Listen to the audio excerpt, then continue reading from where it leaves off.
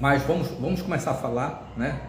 E depois essa aula vai ficar gravada e eu faço, em geral, uns slides que eu publico posteriormente, né? Durante a semana eu publico, né? Então, vamos pensar qual é o material mais adequado ou adequado conforme a fase do desenvolvimento da criança.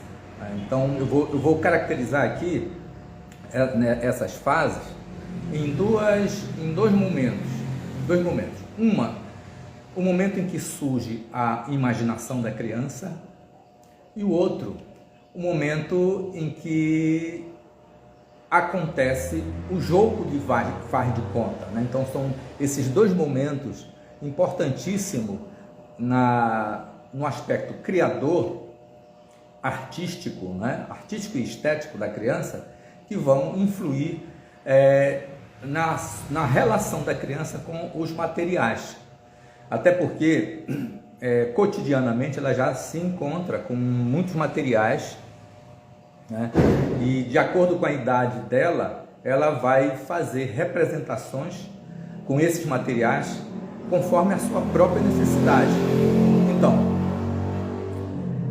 as crianças de 3 a 4 anos, né, elas estão numa fase que é chamada de garatuja, e em geral elas já estão na última fase da garatuja, que nós temos 3 fases da garatuja: a garatuja sinestésica, a garatuja controlada e a garatuja de atribuição de nome.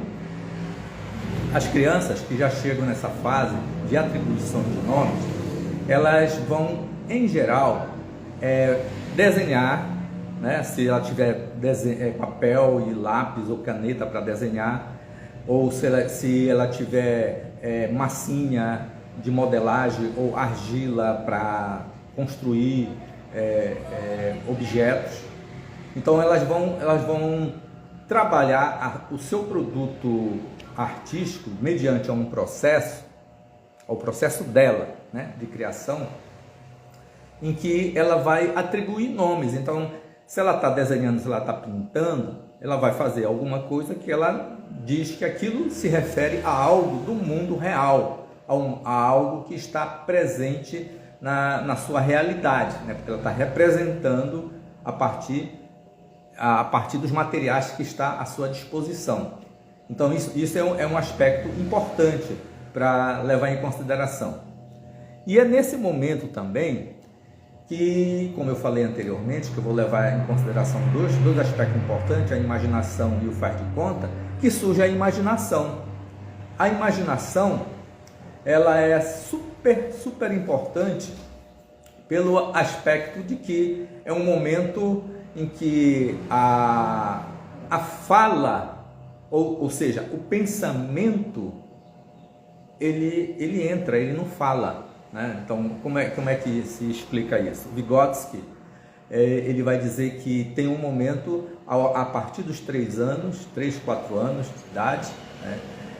Hoje talvez até antes dessa idade, em que a criança ela fica privada de fazer alguma coisa, né? Às vezes porque ela sofreu um castigo, teve que ficar quieta. Às vezes ela já foi para a escola, né? Já se relacionou com outras crianças, e às vezes ela tem que ficar muito tempo comportada, né? Para não perturbar as pessoas. Então, antes ela pensava que o pensamento saía da boca, né? Então, muitas vezes, muitos arte-educadores e psicólogos e filósofos perguntavam às crianças de onde sai o seu pensamento. Criança de 3, 4 anos, ela dizia da boca, da língua, né? Estava na língua o pensamento, né? Mas tem um momento que esse pensamento ele entra, né? E é nesse momento que ela começa a não falar, mas a pensar, né? Então a fala é só na mente.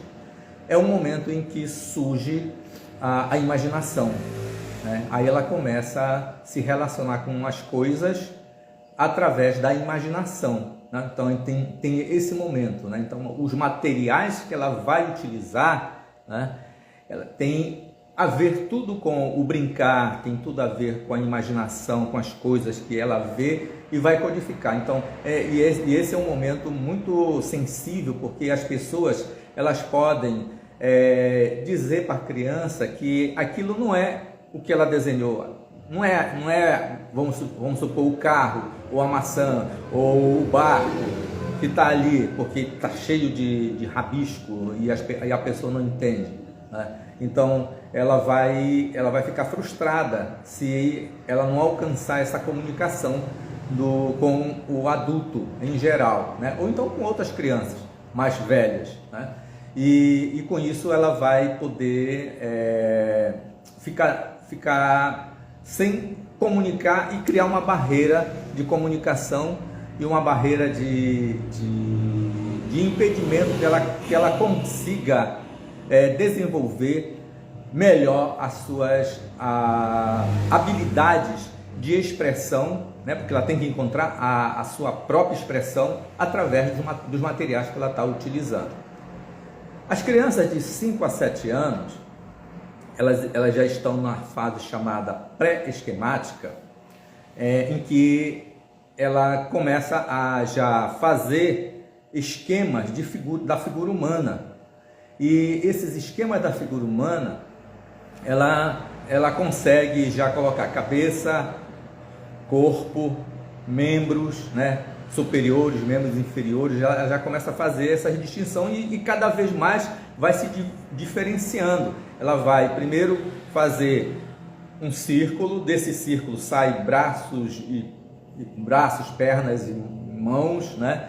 E depois esse corpo vai tomando conta, né, do espaço. Então o esquema dela vai mudando, né? Dos 5 anos até os 7 anos muda drasticamente essa percepção de ver o mundo. E assim como a organização das coisas no papel, se ela está pintando ou se ela está desenhando, né? Ela pega o papel de qualquer jeito, de uma ponta, depois ela vira para outra e assim por diante. Então ela vai organizando as coisas no papel sem uma narrativa de se comunicar, dizer assim, primeiro essa parte, depois aquela. Não, ela se organiza e ela sabe a organização que ela fez naquele espaço, né? Assim como quando ela pega outros materiais como papelão, revista para recortar. Então ela já sabe o que ela está recortando, né? Ela pode não ter uma coordenação motora ainda perfeita para corte, mas ela já sabe o que está cortando e escolhendo os materiais para colar ou então para fazer modelagem com a massinha e fazendo coisas que ela vê e se relaciona com o mundo, mas é um mundo que ela está ainda organizando nesse momento, né? Então nós temos esses dois momentos importantes, o surgimento da imaginação e nesse outro momento é o surgimento do faz de conta, né? Então, faz de conta que isso aqui, essa massinha vai se transformar num barco, ela faz um barco. Faz de conta que essa massinha vai se transformar numa pessoa, ela faz a pessoa, né? Pode ser até que ela não tenha ainda um modo de fazer o realismo, isso não importa, né? Isso não importa, o importante é que ela tenha um modo de se expressar através daquela organização e nós, enquanto educadores artísticos, devemos estar preparados para observar e ver conforme essas fases da criança, e eu vou me limitar até os 9 anos aqui, né? De 5 a 7 anos, depois até os 9 anos, para falar sobre essa criança, porque nós poderíamos falar até muito mais. Então, o material utilizado é uma forma de elemento comunicacional para a criança, né? Tanto faz se ela está no primeiro momento trabalhando só com a imaginação ou no segundo momento trabalhando com a imaginação, mas não faz de conta, né? Então, mas esse material, esses materiais que ela vai utilizar de modo a codificar mensagens para o mundo, né? Ou seja, codificar mensagens para alcançar as pessoas. E nós temos que estar atento a isso, porque a criança não faz só simplesmente porque ela simplesmente começou a fazer. Não, ela tem a sua lógica, ela tem o seu empreendimento, o que ela pretende fazer, e ela precisa se relacionar com as pessoas, e ela quer sempre se relacionar de forma com as outras pessoas, e para isso ela codifica mensagens, né? E às vezes, se ela sofreu algum trauma, ou se ela tem alguma dificuldade de se relacionar com as pessoas, através do desenho, da pintura, da modelagem, ela consegue facilmente se expressar e dizer alguma coisa para o mundo, né? Então, essas são as possibilidades de ela poder explorar os materiais como elemento comunicacional.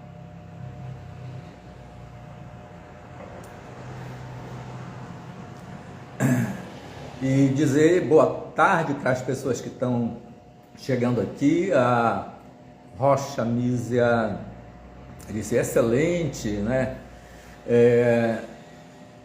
Deixa eu ver mais quem está por aqui. Lina, né? Excelente explicação, Aline. João Souza, né, que está aqui. Abílio Pacheco. Oi, Abílio, meu amigo, professor da pós-graduação de letras, né? Está aqui conosco, né? Lucélia, né? A Atelier está aqui também. Cássia, deixa eu ver quem mais. Tem muita gente. Crica Rodri, né? Leide, Sérgio, Rosiane, Lara, né? E tem muito mais gente aqui, que fica ruim de rolar aqui isso aqui, porque eu tô só com o telefone, o celular, né? Quando eu tô com o computador também aqui, dá para eu ir vendo todo mundo. Mas agora eu tô com essa Paula Lopes, que entrou também agora, né? Edna, né? Então uma boa tarde para todo mundo, e que esses primeiros momentos, esses primeiros contatos falando dos materiais são importantíssimos, né? E agora nós vamos entrar num outro momento de falar desses materiais, que está relacionado à técnica, né? Então, primeiro é dizer que, como nós estamos trabalhando com essas faixas etárias, as crianças menores, nós não ensinamos técnicas, né? Nós estimulamos a ela descobrir possibilidade de usar os materiais, tá? E nós queremos nos afastar também de uma outra coisa que é importante, que é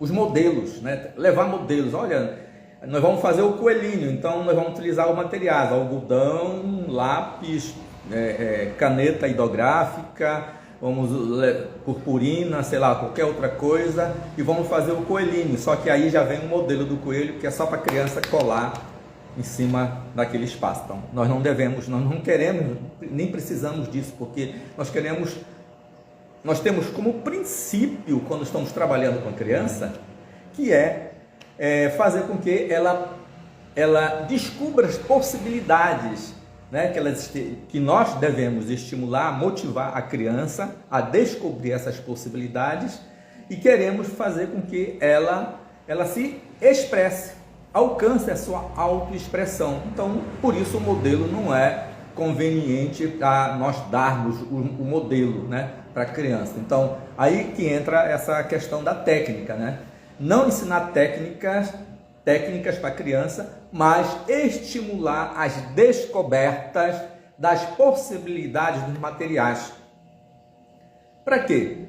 Para expressar os sentimentos e as emoções. Se a gente ensina técnica, dizer, olha, devemos colar assim, olha, devemos cortar desse jeito, olha, devemos fazer dessa outra forma, e não dizer assim, olha, vamos experimente isso, experimente aquilo, né? Então, e fazer com que a criança comece a descobrir possibilidades. ela descobrindo as possibilidades, vai ser muito mais fácil. Por exemplo, vamos fazer o coelho? Vamos fazer o coelho. Mas como é que nós vamos fazer o coelho sem eu dar o modelo? Né? Leva o coelho. Né? Uma coisa muito legal é levar o coelho, levar a galinha, levar o cachorro, levar algum animalzinho, né, a tartaruga, para as crianças, para elas verem como é que é, para sentir o cheiro, para sentir a textura, para ver como é que o bichinho se movimenta e tudo mais. Aí, contar uma história sobre o coelho, sobre a tartaruga, sobre a galinha, sobre qualquer outros animais, que não seja galinha pintadinha, tá? Seja uma galinha real, mas contar uma história sobre a galinha, sobre o cavalo, sobre sei lá o que, se der para levar o cavalo para a sala de aula, né? Ou então se tem um cavalo na frente da escola, muitas vezes aparece um cavalo por aí, né? Então, levar esses animais para dentro, que são animais domésticos, para dentro da sala de aula, e fazer um momento lúdico com esses bichinhos, e que elas vão poder ter uma experiência direta com os animais. Daí elas estão preparadas para poder fazer uma intervenção visual, plástico-visual, a partir dessas ideias, né? Das ideias dos animais que estão ali. É o coelho? Então vamos fazer o coelho. Então, o que é que nós temos? Aí você pode colocar uma diversidade de materiais possíveis, né? Papel higiênico, estopa, algodão, sei lá, outros materiais que você possa, que na sua concepção possa expressar o coelho, e que a criança vai escolher qual a que mais se relaciona com a expressão do coelho, e não já direcionar uma expressão determinada de que o coelho só pode ser feito com algodão, de que o coelho só pode ser feito desse jeito, e ela poder descobrir as possibilidades de como é que é o coelho, e nós aceitarmos de como é que é o coelho, e nós temos que explorar o coelho, como é que é a orelha do coelho, como é que é o rabo do coelho, como é o corpo do coelho, qual é a sensação da pele, do pelo do coelho, né? Ele tem unha, ele não tem unha, como é o olho, que cor é o olho, né? O nariz, olha só como ele mexe o nariz todo o tempo, né? O que é que será que ele come, né? Então vai explorando as possibilidades, porque você tem um tema vivo na frente da criança, e esse tema vivo vai fazer com que ela se estimule e possa interpretar o coelho com os materiais que você disponibilizou para ela, né? Porque o professor ou a professora, né, o educador artístico, ele deve evitar ensinar as técnicas, né? E as técnicas elas só podem começar a ser ensinadas para a criança a partir dos 7 anos, não menos que isso, né? Porque é uma invasão na expressão do sentimento da criança, mas possibilitar com que ela possa descobrir sozinha as possibilidades de expressão utilizando esses materiais, né? E a partir dos 7 anos, aí sim, aí você já pode, porque nós já estamos lá com um jogo de faz de conta, né? Ela já sabe fazer de conta isso e aquilo, e ela pode muito bem transcender qualquer elemento do mundo real e chegar até o mundo abstrato, e aí vai ser muito bem-vindo até ela aprender a técnica, né? Por exemplo, técnica da colagem, técnica do origami, técnica do diorama, né? técnica da aquarela, e assim por diante. Então vai ensinando, pode ensinar as técnicas, mas sabendo bem que elas vão poder se expressar através desses materiais, mas buscando encontrar a sua própria expressão através dos seus sentimentos e através da sua emoção. Então, e o Vygotsky, ele fala uma coisa muito, muito interessante e importante para nós, que aos 9 anos a criança ela deixa de ter interesse em desenho e pintura, né? Porque até os 7 anos ela pinta e desenha com muita, e espontaneamente, ela pinta e desenha espontaneamente, né? Que ninguém ensinou nada para ela. Mas a partir dos 9 anos, ela já tem uma certa dificuldade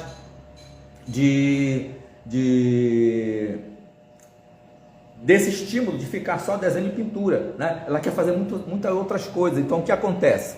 Ela vai ser estimulada pelas técnicas. Por que pelas técnicas?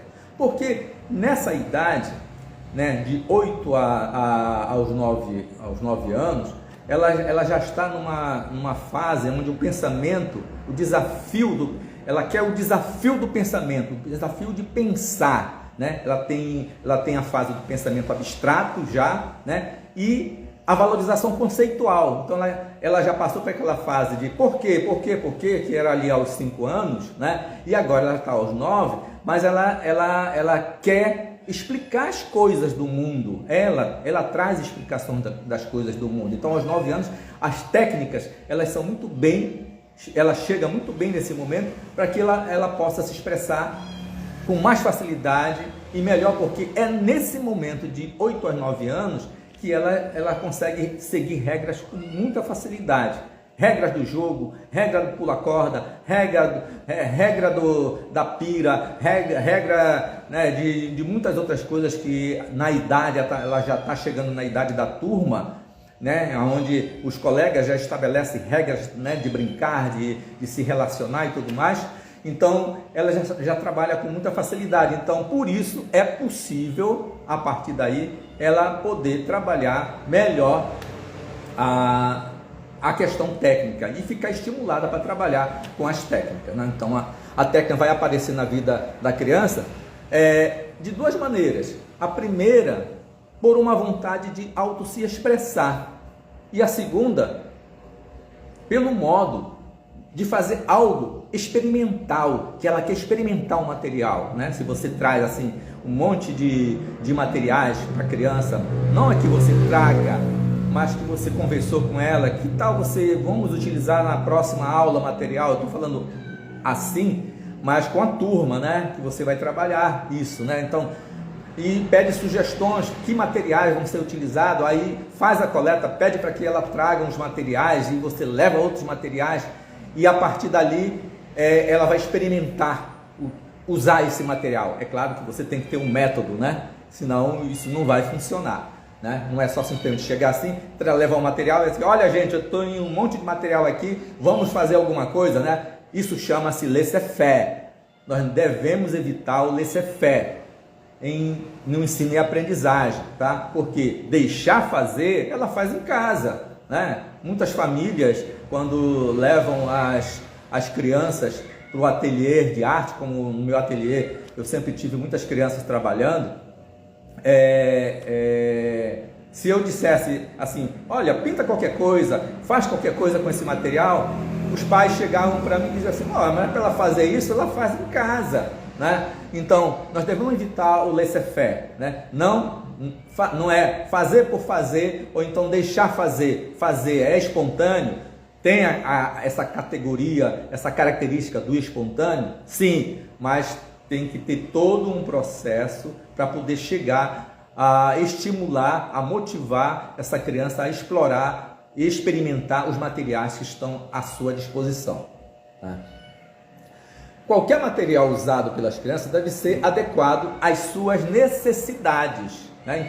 Então isso é importante, porque quando você faz o seu planejamento de aula, você tem que fazer um diagnóstico com as crianças para saber o interesse, para saber a sua relação com a cultura, para saber o seu conhecimento prévio sobre determinadas coisas que você vai trabalhar, e você precisa ter esses conhecimentos prévios para você não trazer coisas e a criança saber fazer mais do que você está propondo, né? Mas a ideia do diagnóstico é você poder ampliar as possibilidades de explorar aquele trabalho, aqueles materiais naquele momento, né? Então, porque a criança, você vai incentivar a criança a descobrir o seu próprio método, o seu método de experimentar, o seu método de de transformar aquele material a partir da sua personalidade como técnica, né? E ela vai descobrir, de certeza ela vai descobrir, né? Então, esse é um processo importante para disponibilizar uma variedade de materiais das coletas, mas para que isso fique muito rico, é preciso e é necessário, se você sente nas suas aulas dificuldade de ter material, de fazer uma campanha de coleta de material, né? Então, vamos fazer uma campanha de coleta de material, vamos coletar os materiais. Aí você pode pensar assim, puxa, mas o que eu coleto, o que é que eu vou, né? E as pessoas geralmente dizem assim, é sucata, né? É sucata? Será que é só sucata? E o que é sucata, né? Então, vamos deixar esse termo, esse conceito de sucata de lado e vamos trabalhar com categorias de materiais, né? Então eu vou colocar aqui 3 categorias de materiais que nós podemos coletar, que nós podemos ter nas nossas aulas de arte, né? A primeira categoria é a categoria dos materiais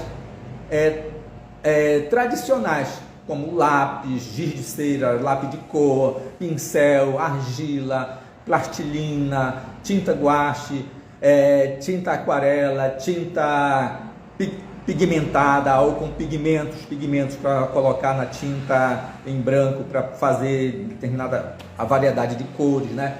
Esses são em geral os materiais tradicionais, como também tecido, né? O suporte, tecido, lona, papéis, papelão, que são onde nós vamos utilizar, né? Madeira plana, né?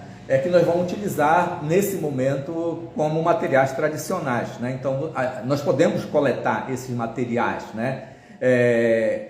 Durante o ano todo, ou durante o período de aula, nós podemos fazer isso, né? Essa campanha de coleta de material, esse material, né? Que são os próprios materiais das crianças que elas vão utilizar. A segunda categoria de materiais é um material não convencional, mas que eles são utilizados em arte, mas que, conforme o planejamento do professor, a opção de coletar esses materiais que não são materiais tradicionais, mas são como o gesso, a madeira, o material de colagem, né, como a revista, né, o livro que não presta mais, o jornal, a tesoura, a cola, verniz spray, verniz que passe com pincel, trinchas, né, que são pincéis largos de polegadas, lixas de diferentes grãos, né, caixas de supermercado, caixas de sapato, papéis especiais como de gramatura alta, né, que é gramatura alta, de 180 gramas, de 200 gramas, de 300 gramas, 400 gramas, que são material bem grosso, né, papéis grossos, papéis coloridos, né, colorido frente e atrás, frente e verso, ou só na frente, liso ou fosco, né, pincéis diferentes, já pincéis mais largos, que não são trinchas, mas são pincéis já 22, 24 e outros pincéis mais largos que em geral não se utilizam. Então esses são os materiais que não são materiais convencionais, mas que é possível que a gente colete e que a gente tenha na escola, né, nas nossas aulas. E a terceira categoria de materiais são materiais que eles não se relacionam com a arte, né? Não tem nada a ver com a arte, né? Como, por exemplo, que são materiais que eles contribuem com alguma experiência, que eles vão trazer referências de imaginação ou referência de uso em algum momento na vida da criança, né? Como, por exemplo, garrafas quebradas, copos ou canecas quebradas, ou xícaras quebradas, né? Pratos quebrados, cacos de vidros, né? Desses vidros de para-brisa de carro, né? Fica aquelas todo pequenininho, né? Então eles são muito bons para ser utilizado em colagens, em fazer colagens.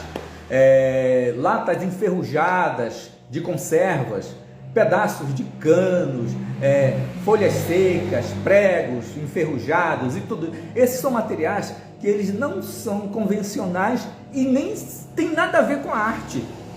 Então, esses materiais são outras categorias de materiais que não tem nada a ver com a arte, mas que eles podem ser utilizados, garrafa PET, sandálias quebradas, sei lá, qualquer outra coisa, tecidos, ter tecidos de roupas, porque nós podemos cortar, vamos fazer alguma coisa com os tecidos para fazer colagem, patchwork, sei lá, qualquer outra coisa, um colagem, e assim por diante. Então são materiais que eles não são convencionais, nem tradicionais, nem são materiais não convencionais que são utilizados nas aulas, mas que eles não se relacionam, não tem nada a ver com a arte, Pode ser brincos, que não presta mais, chaves, para ser utilizado nessa categoria. Então tem uma diversidade de materiais que não são relacionados à arte, que pode ser coletado e a gente depois, com as crianças, classificar esses materiais e colocar em gôndolas ou em caixas, para que identificar essas caixas, para que num dado momento a gente possa disponibilizar e ter esses materiais, Então, Leila Santos chegou aqui, Zef, Washington, Guajajara, Jane, Tela Albuquerque, SCBS, não sei o que é, deve ser alguma empresa, Maria Petris, Miriam Petris, Então que está por aqui, uma boa tarde, bem-vindos e bem-vindas a essa nossa live sobre a importância dos materiais artísticos nas fases do desenvolvimento criador, Manda aí uns coraçãozinhos aí para que o YouTube possa me dar mais tempo aqui para a gente poder falar mais e poder ter isso como importante na divulgação do nosso trabalho, que é divulgar sobre os conhecimentos artísticos aos professores e às professoras, E nós estamos falando das categorias dos materiais e essas categorias elas vão servir como norte para que nós possamos fazer uma campanha de material, e trazer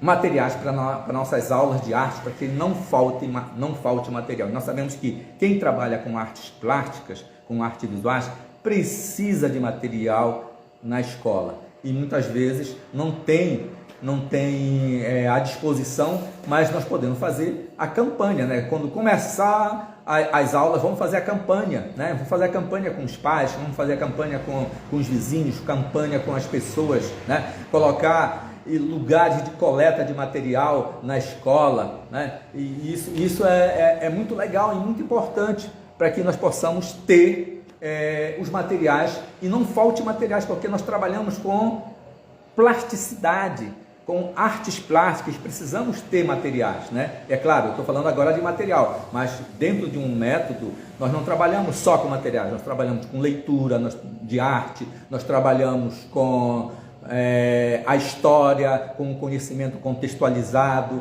Então nós precisamos ter essa relação com outros vínculos dentro da metodologia que eu vou estar trabalhando com os alunos na sala de aula, claro,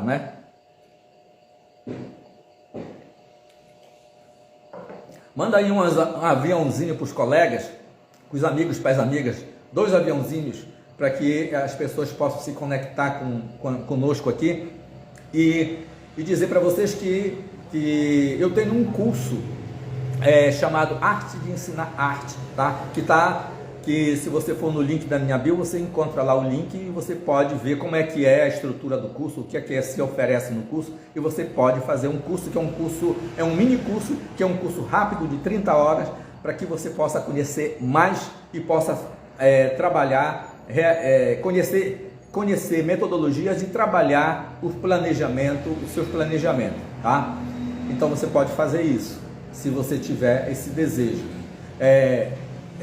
Aqui nós estamos falando sobre os materiais artísticos nas fases do desenvolvimento criador das crianças, E as crianças, quando elas são estimuladas a pensar sobre o uso de materiais, na terceira categoria. Qual é a terceira categoria? Os materiais que não tem nada a ver com a arte, né? Quando elas são estimuladas a trabalhar, a pensar nessa terceira categoria, elas vinculam a sua própria expressão, mas é nosso papel como educadores artísticos de levar em consideração o interesse e a idade, né? Então, como eu comecei falando, do 3 a 4 anos, do 7 aos 9 anos, de 8 a 9 anos, né? E isso passa a ser importante pelo fato de que nós temos essas responsabilidades sobre a criação da criança, sobre o desenvolvimento da consciência estética da criança, né? E para que ela possa ter uma consciência estética do que ela está fazendo, é preciso que nós tenhamos um método, tenhamos uma metodologia e desperte os interesses dela e levar em consideração, evidente, a idade, para que nós possamos dizer, olha, de 3 a 4 anos não vou trabalhar como de 8 a 9 anos, evidente, né? Porque eu posso trabalhar aquarela com criança de 3 a 4 anos e posso trabalhar aquarela com a criança de 8 a 9 anos. Então, por exemplo, a criança trabalhando com aquarela de 3 a 4 anos, ela não sabe fazer a mancha, ou seja, ela sabe fazer a mancha, mas ela não tem consciência do significado daquilo. A criança de 8, 9 anos, quando trabalhar com aquarela, nós ensinamos a técnica da aquarela, né? Então, por exemplo, para a criança de 3 a 4 anos, nós podemos colocar com um conta-gota, pingar várias cores, pegar um canudinho de refrigerante e fazer ela soprar, ou então uma carga de caneta, né? Aquela que envolve a caneta, né? Essa parte aqui da caneta, ó, e colocar aqui e ela assoprar, né? E ela vai espalhar aquela pontinha de tinta no papel, né? E se ela virar o papel, ela vai começar a controlar, vai levar para cá, vai levar para aí, né? E ela vai conseguir, nós vamos conseguir fazer com que a criança não manche e perca a qualidade cromática das cores, né? E isso é importante. Outro aspecto, quando estamos trabalhando com uma criança de 9 anos, nós podemos perfeitamente molhar o papel todo. É claro que não pode ser um papel A4 de gramatura de 75 gramas, tem que ser um papel A4 de gramatura de 200, 300, 400 gramas, para que eu possa molhar o papel, né? E ele fica embebido de água e eu possa fazer mancha. Quando eu passo uma cor, né? Passo uma cor em cima e o papel está meio inclinado, essa cor vem descendo e vai criando uma sequência de gradação de tons. Olha só como é legal. E aquilo é super interessante. Uma criança pequena, ela acha muito bonito, acha legal, é muito mágico isso, mas ela não consegue fazer. Então não devemos ensinar isso para a criança, né? Porque isso é uma técnica da aquarela de batida, né? Então nós não devemos fazer isso. Tem as técnicas da aquarela seca, né? E tem a técnica da aquarela molhada, né? Que aí quando nós molhamos o papel, trabalhamos com isso. Com a criança pequena já não dá para trabalhar isso. Por quê? Porque nós devemos levar em consideração a coordenação motora, devemos levar em consideração a criança que está fazendo, né? Se ela já tem experiência, não tem experiência, se ela não tem nenhuma experiência, é pior ainda, a gente tem que introduzir esses aspectos, experimentar na vida da criança, né? E a partir dali ela começa a seguir uma orientação, né? Na verdade o professor começa a seguir uma orientação de que ele deve conhecer a criança, a idade, né? Para poder despertar o interesse ligado à idade da criança, para ele poder trabalhar determinadas técnicas, né? E determinados materiais de corte, por exemplo, né? Se vai fazer gravura, se for fazer estilogravura, já só com criança de 9 anos já se consegue ensinar estilogravura, mas antes pode se ensinar com criança de 8 anos a isogravura, né? Isogravura, que é aquelas bandejas de isopor que nós podemos fazer gravura, né? E pintar, né? Eu ensino isso no meu curso, que se é alguém que estiver interessado, entra no curso que você vai aprender a utilizar a isogravura. O professor ou a professora, ela deverá conhecer as variedades de opções de materiais existentes e apresentar para os alunos. E é claro, né? Assim como quando você vai passar um filme, né? Quando eu faço leitura de imagens fílmicas, né? Eu sempre dou o conselho de que quando você levar um filme para a criança, ou para o adolescente, ou para o pré-adolescente, que você tenha assistido pelo menos 5 vezes o filme. Por quê? Para você ter o conhecimento de tudo o que acontece naquele filme e você ter anotado, feito todas as suas anotações. Porque quando você passar para as crianças, elas vão estar no primeiro momento não ciente do filme, porque o primeiro momento de qualquer ação de aprendizagem é a sensação, né? Então nós temos sim a sensação e a percepção. O primeiro momento é a sensação. Esse primeiro momento da aprendizagem, da sensação, é o momento de despertar um interesse, despertar alguma curiosidade, despertar algo que não foi dito para a criança, porque ela não tem repertório, né? E ela precisa criar repertório. Então, quando passa um filme de imediato, ou então quando você apresenta um material novo para ela, ela não tem repertório.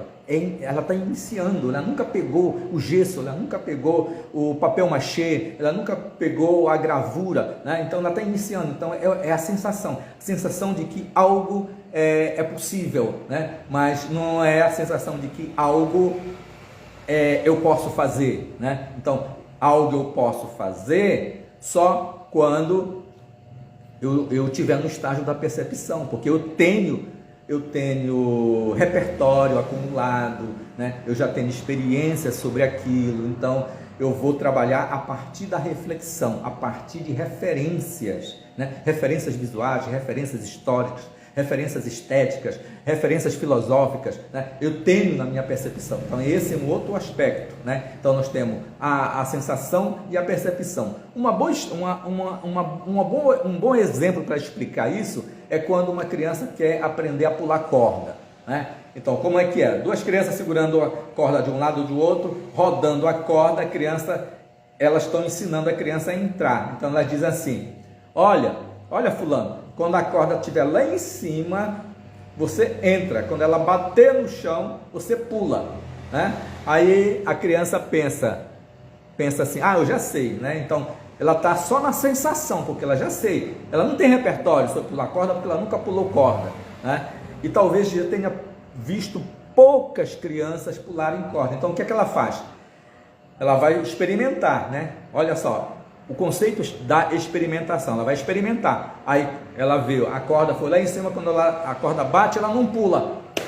Aí os colegas dizem assim: não, você tem que pular, não sei o que, presta atenção, você viu como a corda bateu. E aí foi no momento que ela percebeu que a corda batia no chão, criou um repertório de que a corda tem que bater no chão para ela pular, né? Aí ela vai de novo, aí a corda vai lá em cima, quando ela bate no chão, ela pula, né? Aí ela roda de novo, ela pula, ela continua pulando, e ela não para mais, porque agora ela saiu da sensação, passou para a percepção. Ela reflete, ela pensa, ela sabe o que ela deve fazer, porque ela já tem repertório, né? Da mesma forma, quando se está trabalhando um material inicialmente, a criança não tem repertório, não sabe como fazer. Então nós temos que começar a construir esse repertório, mas nós temos que também ter uma metodologia para que isso possa acontecer, né? Então, quando eu levar material para a sala de aula, os materiais que eu levar para a sala de aula, eu tenho que ter tido experiência com aqueles materiais. Não é só simplesmente levar o material e ficar ao sabor das próprias descobertas das crianças e o professor só ficar ali olhando, né? Isso é fé, deixa fazer. E isso não interessa ao nosso aspecto de construção pedagógica de ensinar arte, né? Isso não é educação através da arte, né?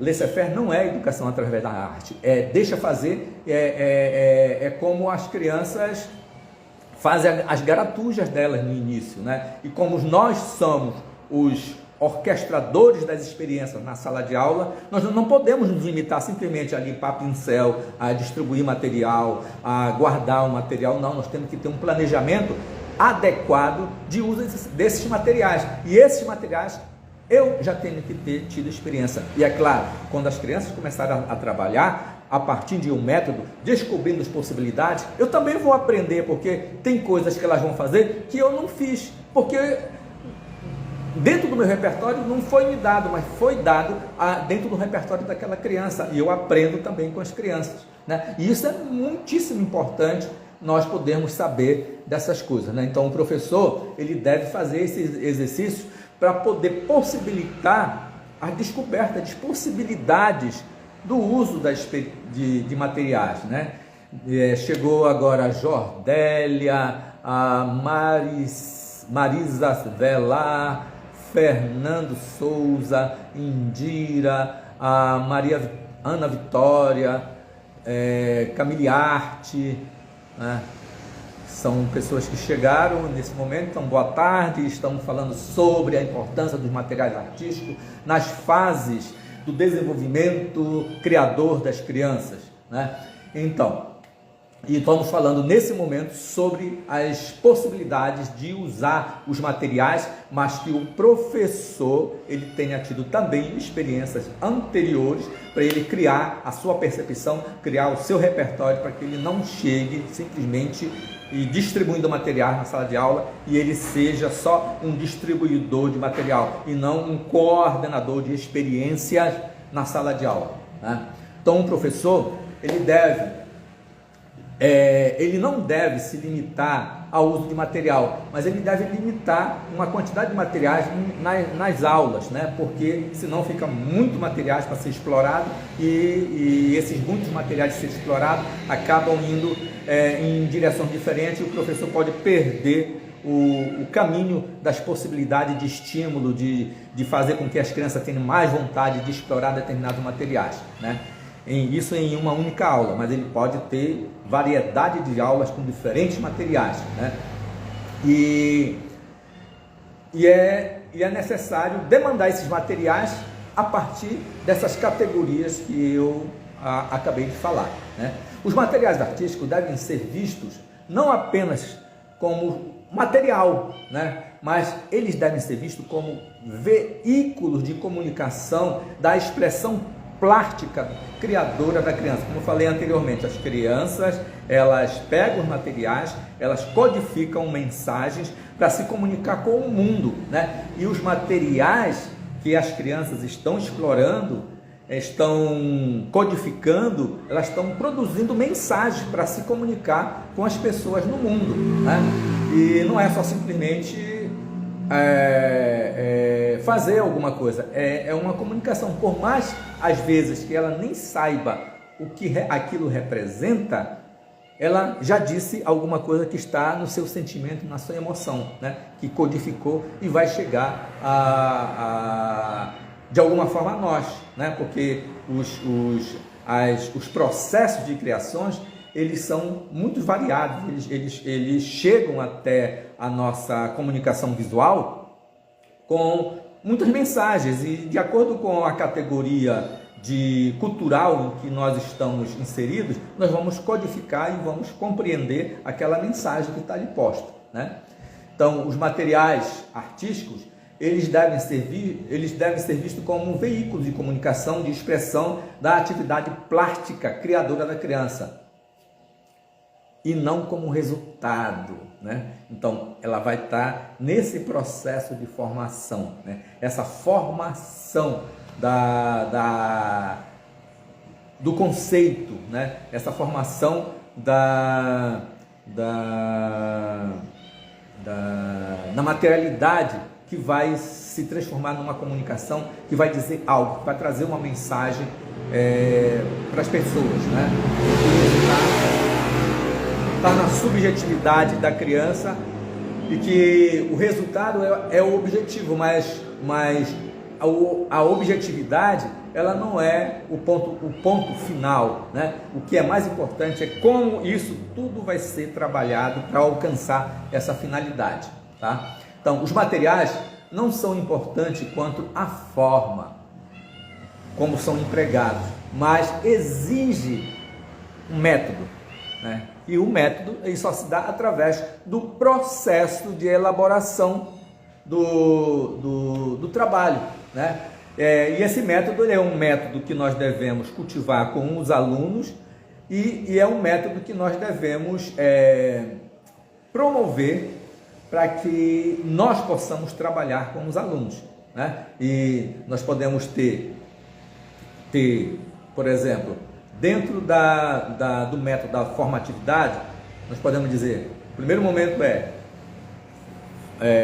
explorar, segundo momento, descobrir, terceiro momento, criar, né? Então nós temos três grandes momentos dentro do método da formatividade para desenvolver a exploração, né? Desenvolver um método de estimulação, um método de motivação, um método de construção da criança que está explorando determinado material. Outro método é o método do rizoma, né? Que é um método mais contemporâneo e que eu fiz uma adaptação muito legal para poder trabalhar esse método. E o outro método é a abordagem triangular, que é muito conhecida por todo mundo, né? Assim, praticamente por todos os professores conhecem a abordagem triangular. A formatividade, o rizoma e a abordagem triangular, eu tenho lá no meu curso Arte de Ensinar Arte, né? Se você quiser participar desse curso Arte de Ensinar Arte, você vai no link da minha bio, entra na página, vê todas as informações, veja se esse mini curso de 30 horas, ele serve para você,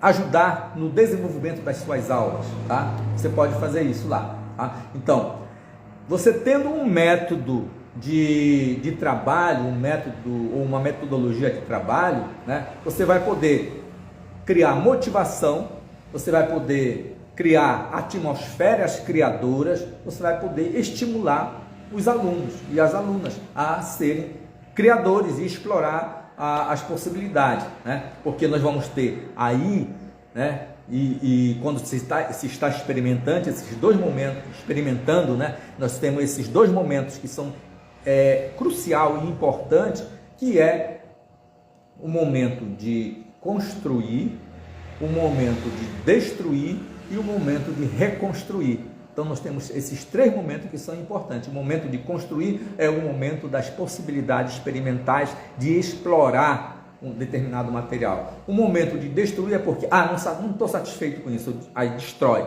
né? E o momento de reconstruir é que destruiu, mas valeu a experiência, agora vamos reconstruir tudo isso que você fez com já outros conceitos, com outra motivação, com uma outra atmosfera artística. Aí isso se faz necessário, porque em arte existe erro e possibilidade, né? Erro e possibilidade, a gente não trabalha com acerto, nós trabalhamos com erro e possibilidade.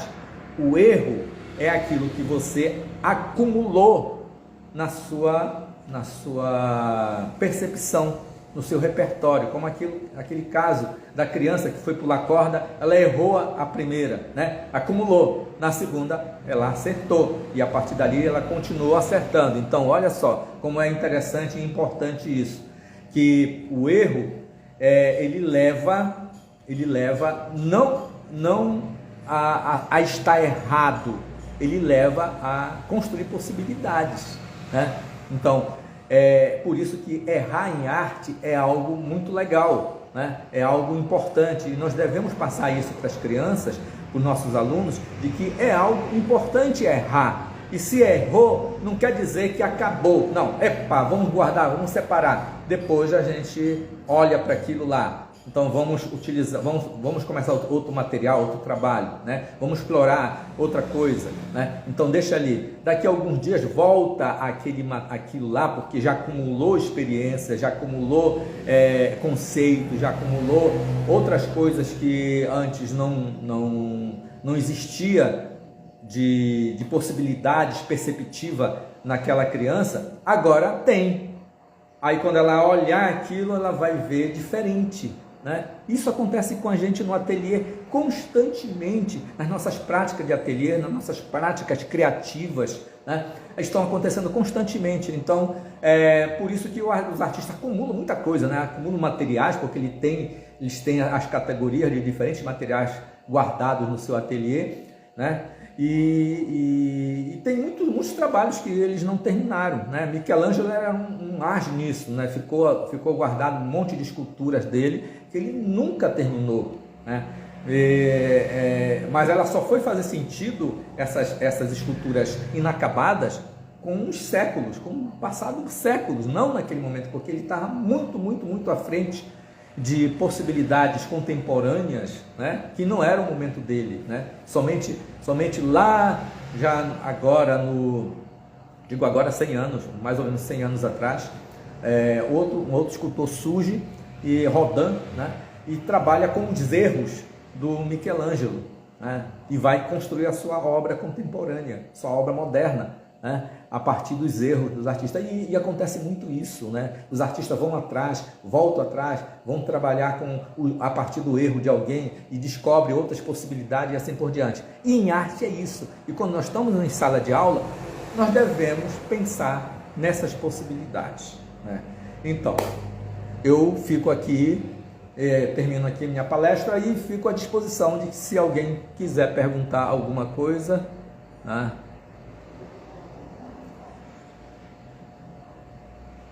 Papel machê entrou, muito boa tarde, Jordélia.